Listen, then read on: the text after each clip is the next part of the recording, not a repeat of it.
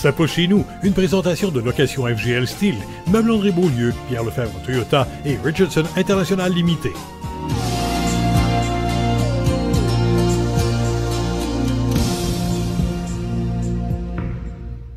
Savez-vous qu'au Québec, on cultive 1,2 milliard de pommes de terre?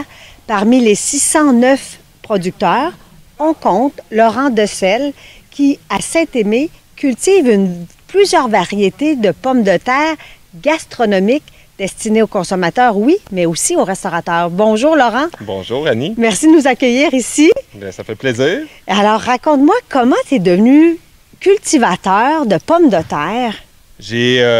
Disons que j'ai pris la relève de mon père d'une certaine façon. La compagnie, l'entreprise s'appelle Patate Passion, puis je peux dire qu'il m'a légué sa passion des pommes de terre. Parce que lui cultivait la pomme de terre depuis 30 ans et sur une terre, en premier, c'était plus une terre pour laitière.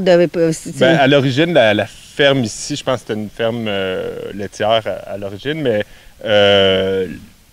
depuis de nombreuses années, mon père a expérimenté différentes cultures, puis au tournant des années 90, vers les années 91, 92, il a commencé à cultiver des pommes de terre, mais mon père est un peu plus excentrique, ou du moins...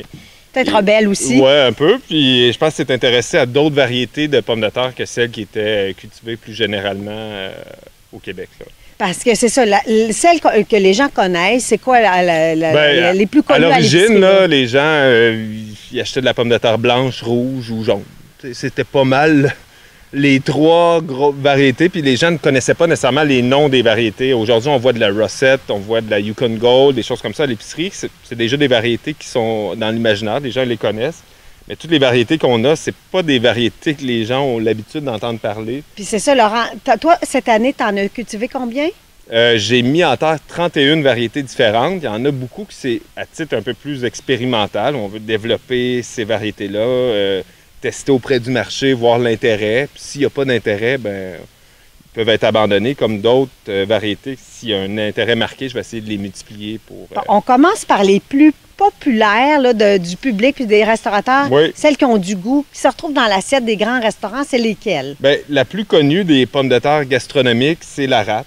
Qui, peu importe à la porte où on va cogner, les grands chefs connaissent tous la rate pratiquement. C'est une pomme de terre, on appelle ça de type fingerling, c'est-à-dire que la pomme de terre est faite sur le long.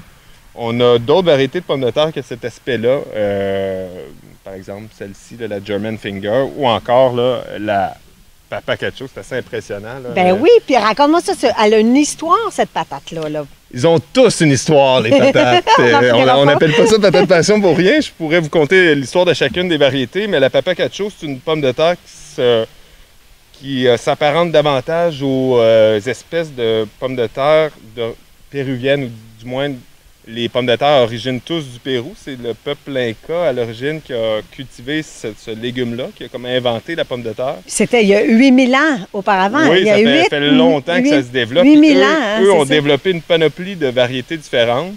Puis parmi les variétés qu'ils ont développées, bien, la Papa Cacho que j'ai ici, c'en est une qui se rapproche des variétés qui étaient cultivées à l'origine par les Incas. J'en ai d'autres aussi là, qui s'y rapprochent avec différentes caractéristiques. On a des pommes de terre à chair colorée, soit à chair rose ou jaune ou mauve. Par exemple, là, la chair de certaines est mauve foncé. On en a celle que tu as dans les mains, là, rose pâle. C'est ça. Celle-ci, la Louis Albert, un jaune foncé, pratiquement jaune safran. Là, ça, c'est populaire chez les restaurateurs parce que ça met de la couleur, puis tu manges ça avec... différents mets, j'imagine. Oui, c'est aussi des pommes de terre qui ont du goût. Chose qui, parmi tous les producteurs maraîchers ou de légumes, des petits producteurs essaient de retrouver des variétés qui ont plus de goût, plus de saveur. Comparativement aux pommes de terre qui sont produites de façon plus générique, bien, ils ont perdu ces essences-là de saveur un petit peu.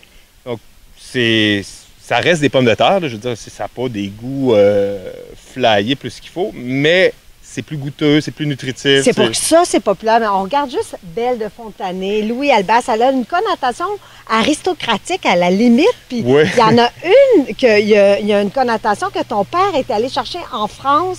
Rappelle-moi la sorte la à la... la bonne note de Noirmoutier, qui est une île, oups, nos petits noms s'envolent au vent, qui est une île, l'île de Noirmoutier, qui est au large de la Bretagne en France. Et cette pomme de terre-là est reconnue comme étant la pomme de terre la plus chère au monde. Là. Elle vaut son pesant d'or, du moins en France, elle est reconnue comme une pomme de terre gastronomique. Puis elle est cultivée avec il engraisse le sol avec des algues, en tout cas assez avec les algues, imagine. J'ai beaucoup de variétés européennes. Donc les chefs cuisiniers, souvent, il y en a plusieurs qui sont d'origine européenne. Donc ils reconnaissent des variétés comme la Belle de Fontenay, qu'on retrouve en France, mais qu'on ne retrouve pas généralement ici. Alors là, en temps de COVID-19, les restaurateurs en arrachent. Comment tu vis ça, toi, avec cette année particulièrement, Laurent? C'est sûr que c'est plus difficile pour les restaurateurs, mais les gens, en tout cas, j'ai pas encore commencé mes ventes, là, fait que je vais le vivre, mais j'ai une relation avec mes clients où je vois que quand même, il y en a plusieurs qui continuent, de peine et de misère, mais qui continuent à offrir excusez-moi l'anglicisme, des take-out, là, ou des...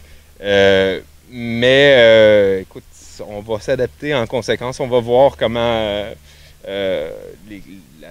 la demande va évoluer, peut-être aller plus vers les fruiteries ou s'adapter. Là.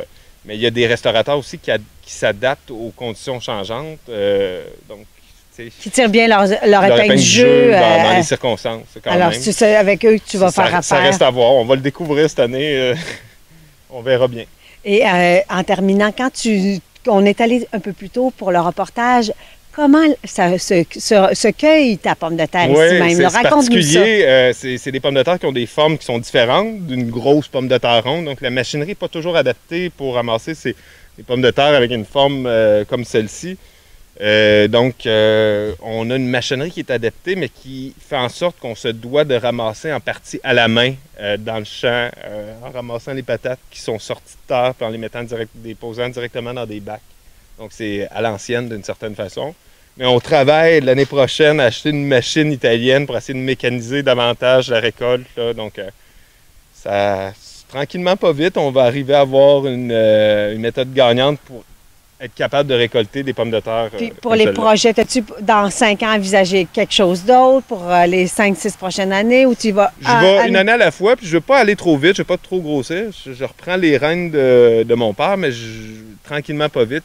Je fais ça à temps partiel, donc c'est certain que... c'est ça, puis en terminant, il faut qu'on parle de tes gens autour de toi qui t'aident, ton père qui te donne des conseils, tes amis, David, les frères Pelletier, J'ai eu beaucoup d'aide de mes amis. J'ai mon partenaire Simon Philbert qui m'aide beaucoup dans les patates, avec qui on a comme projet à terme de créer une incorporation, là, puis de s'associer ensemble dans cette belle aventure. Puis j'ai des amis qui sont descendus de Gatineau pour venir m'aider, d'Auchan Gatineau pour venir m'aider aujourd'hui dans la récolte. Donc, j'ai beaucoup de monde qui viennent donner un petit coup de main. On lâche pas la patate. Bien, sur cette conclusion, on vous dit merci aux auditeurs de CGSO d'avoir été présents au cours de ces 20 chroniques. On finit sur un bel exemple. Laurent Decelle, qui son père Yves Decelle a parti cette belle entreprise-là de Patates Passion. Merci d'avoir été à l'écoute et à la prochaine. Ça pose chez nous, une présentation de location FGL Style, Meubles André Beaulieu, Pierre Lefebvre Toyota et Richardson International Limité.